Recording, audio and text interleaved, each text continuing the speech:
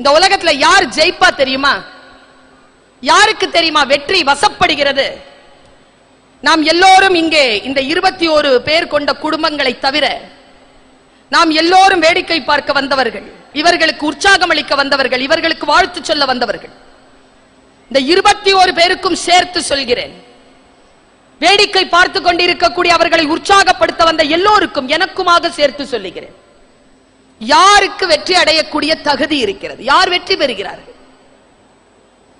சிம்பிளா சொல்றேங்க, நம்முடைய இலக்கியங்களில் தமிழுக்கு வந்து சேர்ந்த இலக்கியங்கள் மிக அதிகம், தமிழிலே பிறந்த இலக்கியங்கள் மிக அதிகம், அதே போல வந்து சேர்ந்த இலக்கியங்களும் அதிகம். அதில் ஒன்று மகாபாரதம்.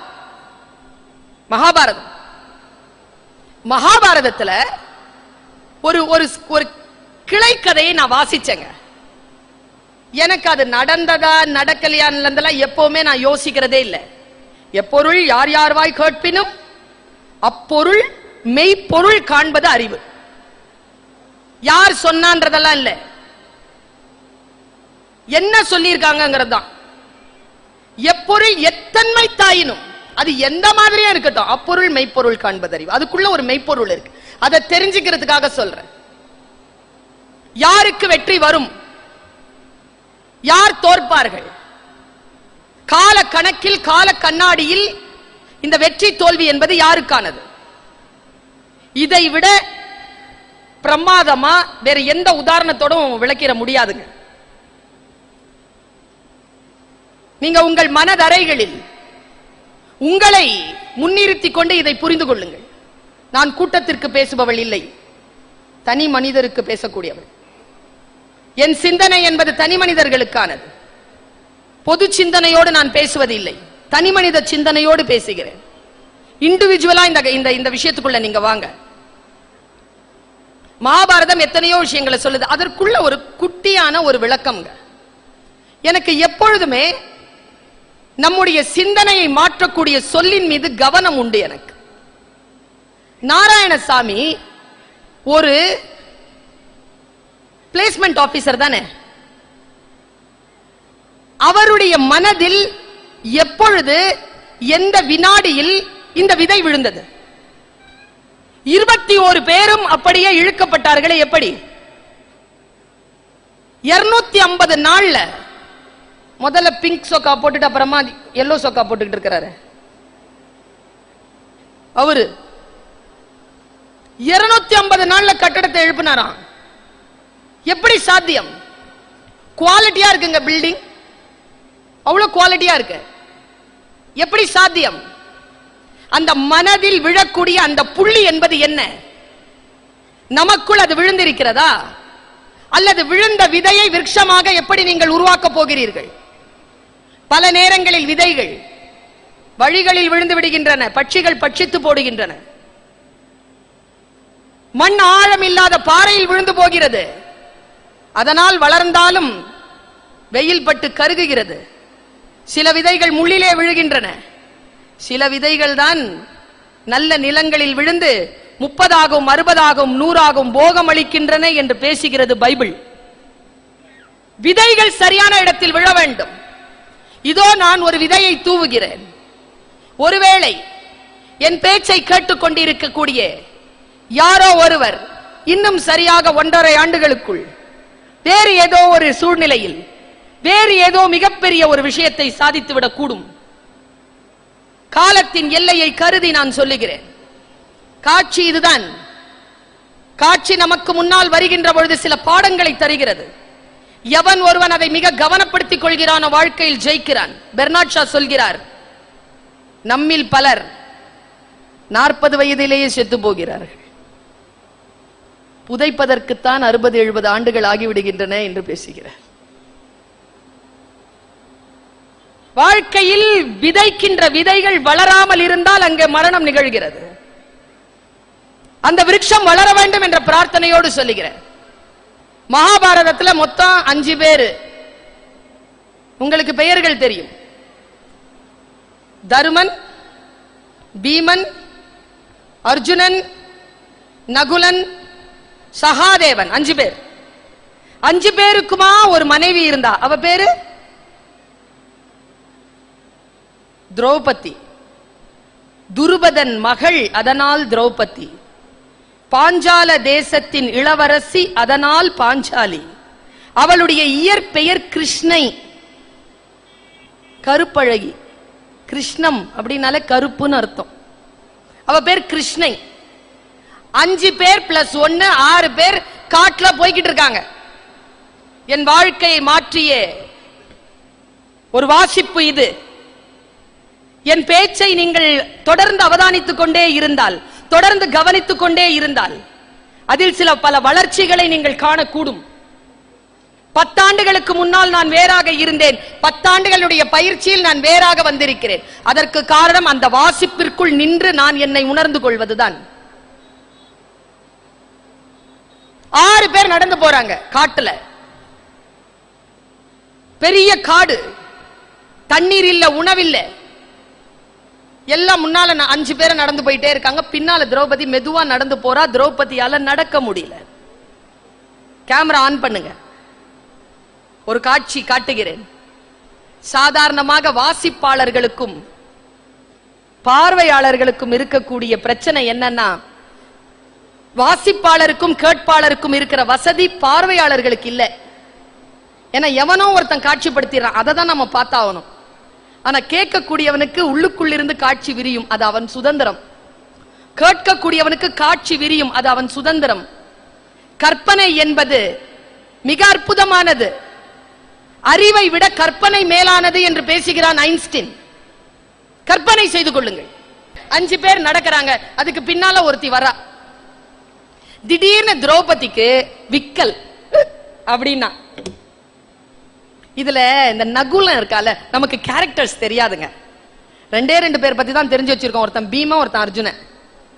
நகுலனை பத்தி நமக்கு தெரியாது, சகாதேவனை பத்தி நமக்கு டீடைல்டா தெரியாது. நீங்க அந்த கேரக்டர் எல்லாம் ரொம்ப ஆழமா வாசிங்கன்னா ரொம்ப இன்ட்ரெஸ்டிங்கா இருக்கும். நகுலன் கொஞ்சம் உணர்ச்சி வசப்படுறவன், சகாதேவன் ஞானி, கணிச்சு சொல்லிடுவான் எல்லாத்தையும்.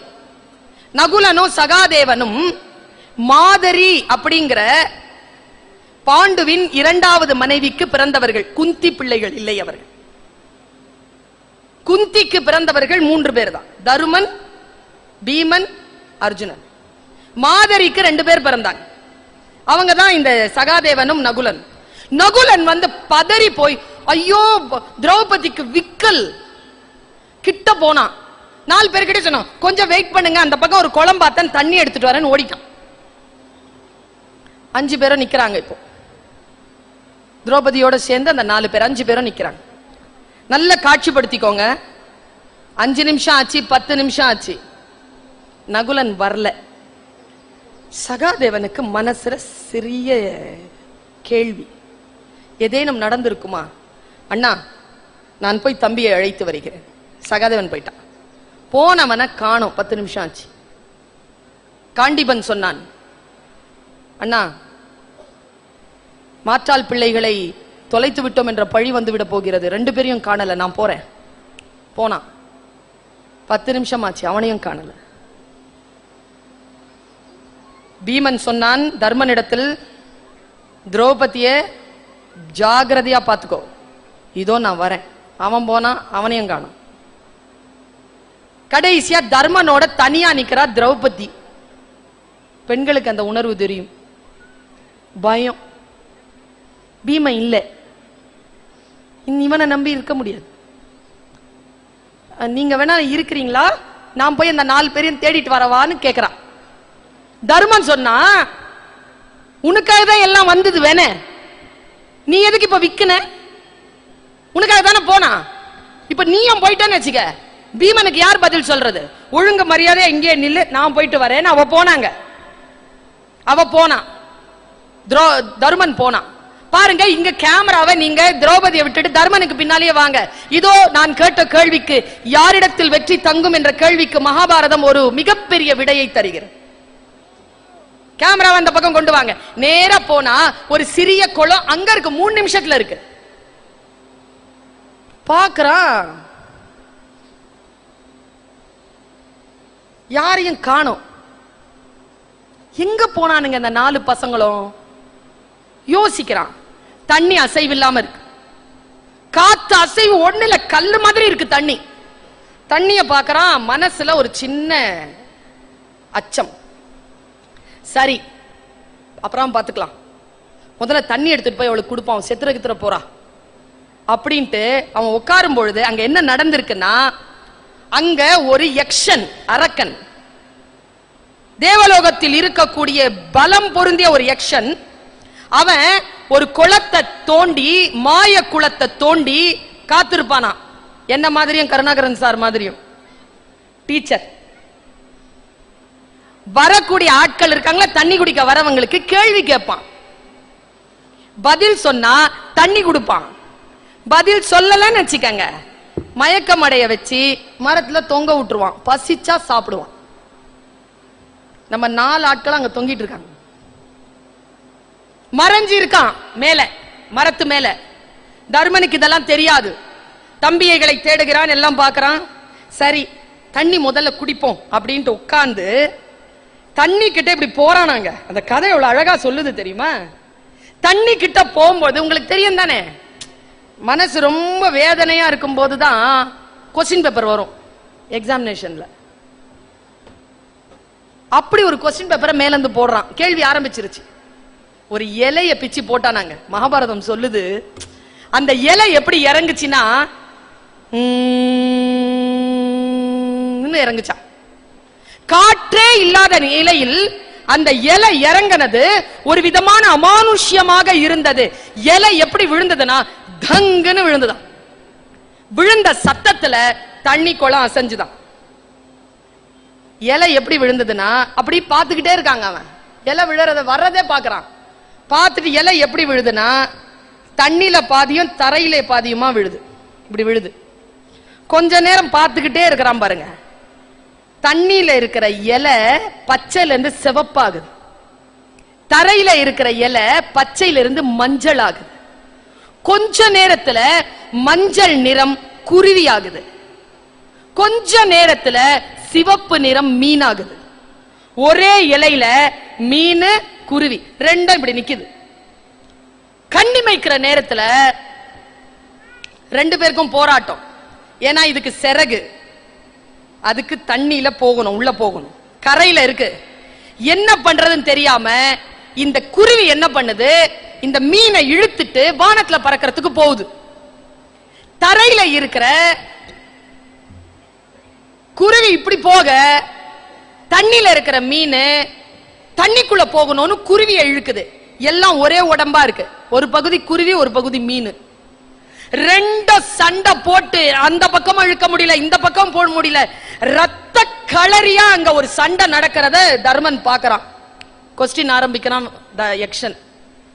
தர்மா சொல், எது வாழும், எது ஜெயிக்கும்? 200 ஆண்டுகளுக்கு முன்னால் பரிணாம வளர்ச்சியை கண்டுபிடித்தவர்கள் சொன்னதாக சொல்லக்கூடிய வார்த்தையை பல 100 கோடி 1000 ஆண்டுகளுக்கு முன்னால் நிகழ்ந்ததாக சொல்லப்படுகின்ற அந்த கதை களத்தில் தர்மன் சொன்னான், பதில் சொன்னான். எது ஜெயிக்கும் என்ற கேள்விக்கு தர்மன் சொன்ன பதில்தான் நம் அனைவருக்குமான பதில். தக்கது வாழும், தகாதது வீழும். எது தக்கதோ அது வாழும், எது தகாததோ அது வீழும். அதற்கு எதற்கு நான் இதை சொல்வதற்கு எதற்கு நான் ஒரு ஆசிரியையாக, ஒரு கல்வியாளராக, ஒரு சிந்தனையாளராக, ஒரு பேச்சாளராக பொதுமக்களுக்கு இதை எப்படி நான் சொல்லக்கூடும் என்றால், ஒருவேளை நீங்கள் குருவியாக இருந்தால், எனக்கு தெரியும் நான் குருவியா மீனான்னு, ஒருவேளை நீங்கள் குருவியாக இருந்தால் உங்களுடைய ஒரு பகுதி மீனாக இருக்கின்ற பொழுது நீங்கள் குருவியாக பலம் பெற்று இருந்தீர்கள் என்று சொன்னால் மீனை இழுத்துக்கொண்டு வானத்திற்குள் ஏகுங்கள். ஒருவேளை நீங்கள் மீனாக இருந்தால், உங்கள் காலடியில் குருவி தவித்துக் கொண்டிருந்தால் குருவியை இழுத்துக்கொண்டு தண்ணீருக்குள் போங்கள். எது எதை ஜெயிக்குமோ, எது தோற்கிறதோ, எது தன்னை ஜெயிக்கிறதோ அதற்கு உணவாகும். பலவீனங்களை நமக்கு உணவாக்கிக் கொள்ள வேண்டும். பலவீனங்களால் நாம் பாதிப்படைய கூடாது. பலங்களை கொண்டு அந்த பலவீனத்தை ஜெயிப்பது எப்படி என்று